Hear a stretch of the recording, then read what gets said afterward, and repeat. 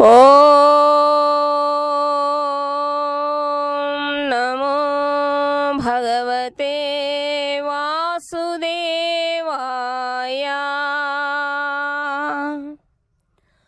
ఓం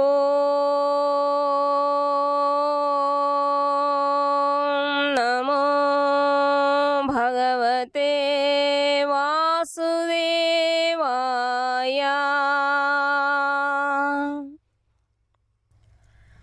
ఓం నమో భగవతే వాసుదేవాయ.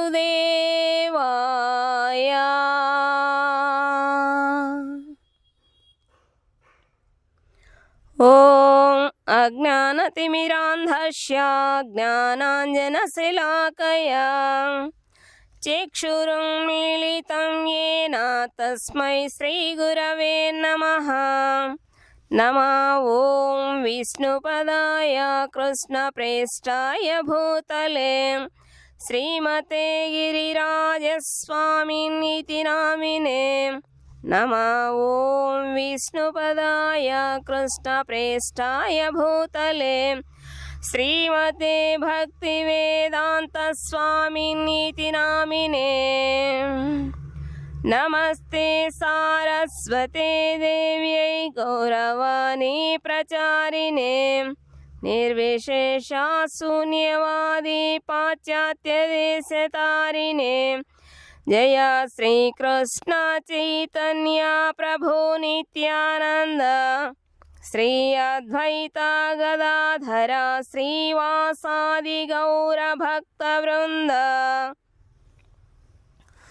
హరే కృష్ణ కృష్ణ కృష్ణ హరే హరే, హరే రామ రామ రామ హరే హరే. గురు శిష్య పరంపరా. ఏవం పరంపరా ప్రాప్తమిమం రాజర్షయో విదుః. భగవద్గీత 4వ అధ్యాయము 2వ శ్లోకము. ఈ భగవద్గీత యథాతథము ఈ క్రింది గురు శిష్య పరంపర ద్వారా గ్రహించబడినది.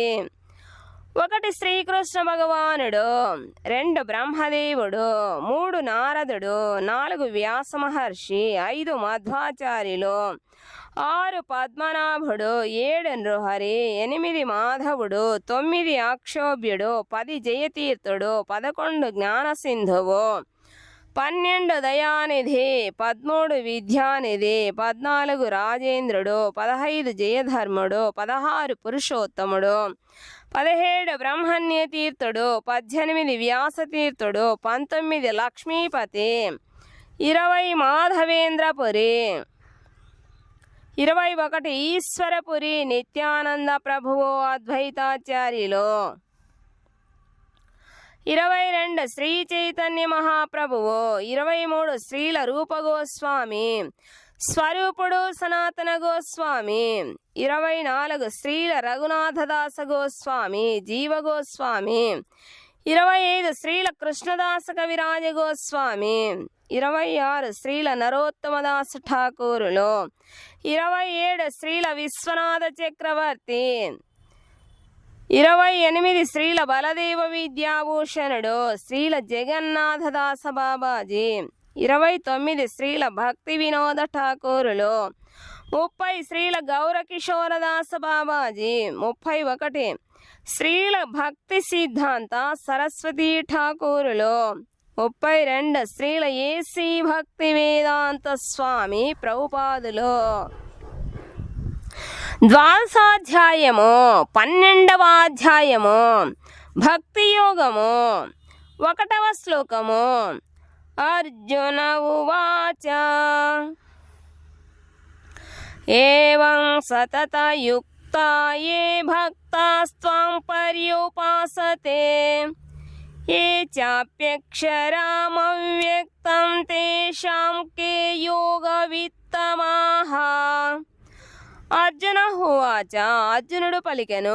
ఏవం ఈ విధముగా సతత నిత్యము యుక్తాః నెలకొనిన ఎవరైతే భక్తాః భక్తులు త్వాం నిన్ను పర్యుపాసతే తగిన రీతి ఉపాసించువారు ఎవరు చ కూడా అపి మరల అక్షరం ఇంద్రియాతీతమైన అవ్యక్తం నిరాకారమైన తేషాం వారిలో ఎవరు యోగవిత్తమాః యోగ విద్యలో అధిక పరిపూర్ణులు.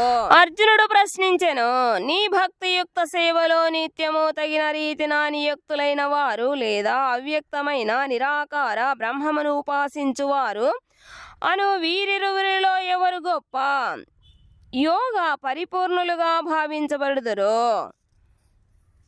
భాష్యము. శ్రీకృష్ణ భగవానుడు సాకార నిరాకార విశ్వరూపముల గూర్చి వివిధ రకములైన భక్తులు మరియు యోగులను గూర్చి ఇది వరకు వివరించెను. సాధారణముగా ఆధ్యాత్మికులను సాకారవాదులు మరియు నిరాకారవాదులు అని 2 తరగతులుగా విభజింపవచ్చును.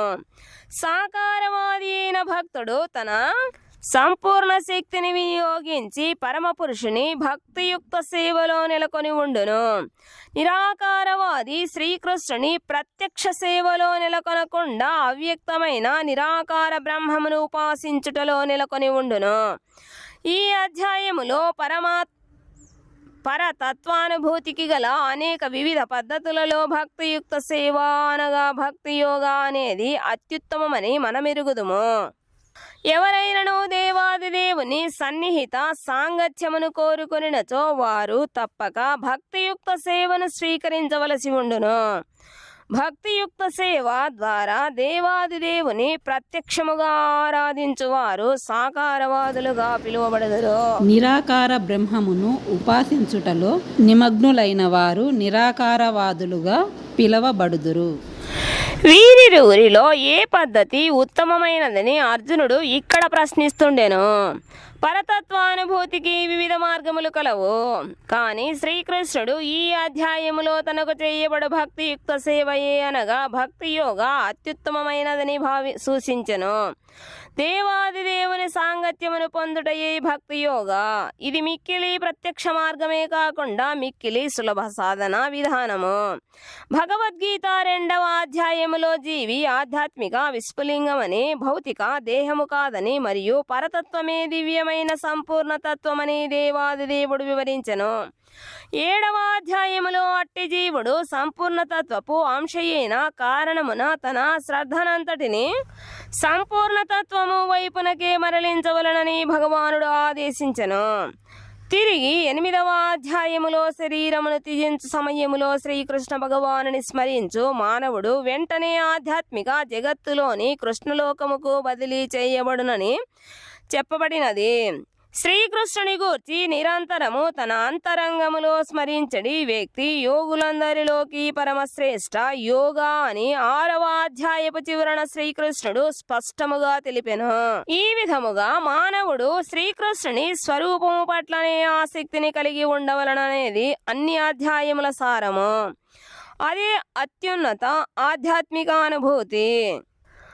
ఏమైనను శ్రీకృష్ణుని స్వరూపము పట్ల ఆసక్తిని కనబరచని వారు కూడా కొందరుందురు. వారు తమ గీతా భాష్యములలో జనులను శ్రీకృష్ణుని నుండి మరలించి వారి భక్తినంతటిని నిరాకార బ్రహ్మజ్యోతి వైపునకు మరలించేలా దృఢముగా వారు అతని పట్ల అనాసక్తులై ఉందురు. అవ్యక్తము మరియు ఇంద్రియాతీతమైన అక్షరము పరతత్వపు నిరాకారతత్వమును ఉపాసించుటకే వారు ప్రాధాన్యమిస్తుందురు.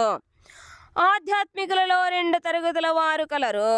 నిజమునకు ఏ పద్ధతి సులభమైనది మరియు ఏ తరగతులలో వారు మిక్కిలి పరిపూర్ణులనే ప్రశ్నను పరిష్కరించుటకు అర్జునుడు ప్రయత్నిస్తుండెను. అనగా అతడు శ్రీకృష్ణుని స్వరూపము పట్ల ఆసక్తుడై ఉన్నందున తన స్థితిని ఎరుగదలిచెను. అతడు నిరాకార బ్రహ్మము పట్ల ఆసక్తుడు కాలేదు కనుక అతడు తన స్థితి సురక్షితమైనదో లేదో తెలుసుకోదలిచెను.